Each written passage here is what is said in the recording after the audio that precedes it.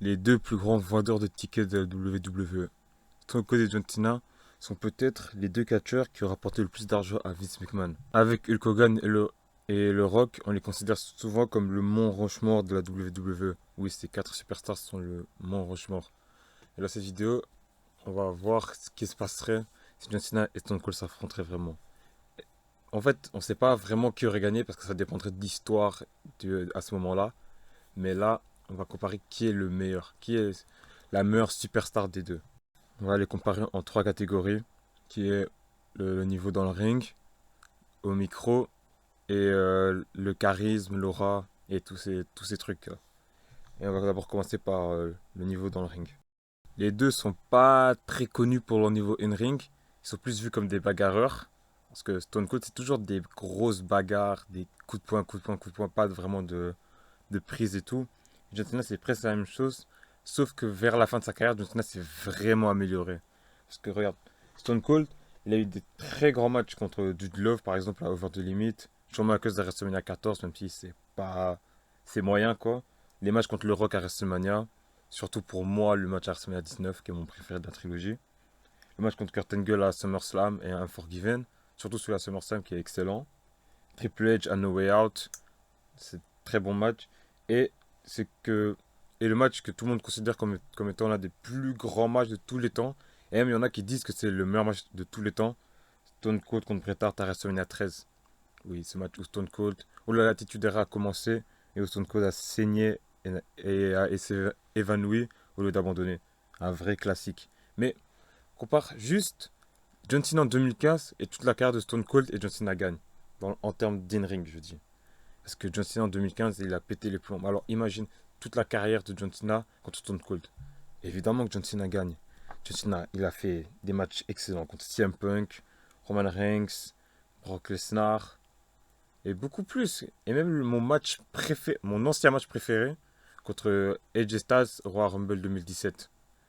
Ce match est vrai, c'est vraiment l'un des meilleurs matchs. Il est magnifique. Du coup, pour ce point, facilement John Cena gagne. Vraiment, c'est 1-0 maintenant.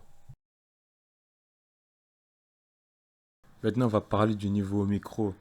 Et Stone Cold est excellent au micro. Regardez ses promos. Quand il dit What? Ou bien That's the bottom line que Stone Cold said it. Tu vois, il est chaud, mais c'est John Cena quand même face à lui. Et John Cena au micro, c'est un monstre. Déjà, juste le rap, il était surpuissant. Et après, ses promos, il détruit des gens. Fine speech, des trucs comme ça. À part vers les années 2010 où il faisait le truc family friendly, ça c'était pas cool. Mais à part ça, John Cena, c'est un monstre au micro. T'as vu comment il s'est défendu contre CM Punk? C'est rare ça, hein. Des gens qui réussissent à se défendre contre CM Punk et qui réussissent aussi à faire que CM Punk ferme sa bouche. C'est rare. Stone Cold aussi, il est bon au micro, mais John Cena, c'est John Cena. Alors malheureusement, je dois encore attribuer le point à John Cena, ce qui fait 2-0. Mais ça veut dire que John Cena a déjà gagné la bataille. Parce qu'il y a des niveaux quand même. John Cena il est le plus grand de tous les temps. Mais on va quand même regarder le niveau du charisme pour savoir finalement si Stone Cold pourrait gagner au moins un point contre John Cena. Il y a très très peu de catcheurs qui réussissent à contrôler le public aussi bien que Stone Cold. Vraiment, il y a très très peu. Quand le public dit what, ça surtout. Vraiment, ça c'est vraiment un super pouvoir que Stone Cold il a. Il dit one beer, what? Two beer, what? Ah, c'est très rare. Et aussi, à l'époque de l'attitude era, vraiment les plus gros pop de la WWE, c'était toujours Stone Cold. Son retour à Backlash 2000, je pense, c'est peut-être le plus gros pop de toute l'histoire du catch. Vraiment. Et c'est vraiment lui qui a carré le 1999. Stone Cold 1999, c'était différent. Juste pour dire, c'était différent. Mais quand même. De l'autre côté, c'est John Cena, quoi. John Cena, lui aussi, contrôle le public de ses manières. Par exemple, les matchs où c'est lui le méchant. Par exemple, contre CM Punk, contre RVD, ce genre de match. Où John Cena a réussi à contrôler le public pour faire qu'il déteste. Et ça fait que l'autre est beaucoup plus aimé.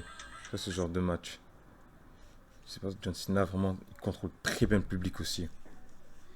Mais du coup, je donnerais peut-être le point à Stone Cold. Mais vraiment, à peine, quoi. Stone Cold, en termes d'aura, contrôle du public et tout, lien avec les fans. Stone Cold gagne le point. C'est qui fait un score de 2-1 et qui fait que John Cena gagne. Oui, merci d'avoir regardé cette vidéo. Likez la vidéo si vous avez apprécié.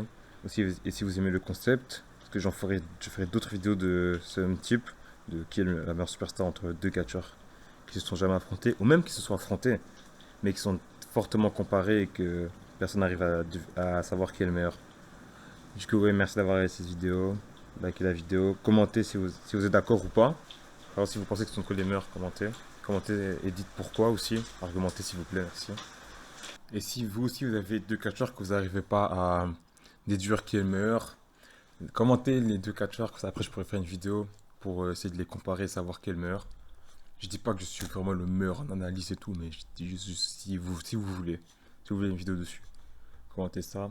Et ouais, j'ai d'avoir regardé ces vidéos. Et on se voit à la prochaine. Peut-être que la prochaine vidéo sera sûrement une comparaison entre Le Rock et Shawn Michaels. Parce que ces deux-là n'ont jamais eu de match. Et c'est un match de rêve. Du coup, je vais comparer dans la prochaine vidéo. Allez, merci. Et à la prochaine.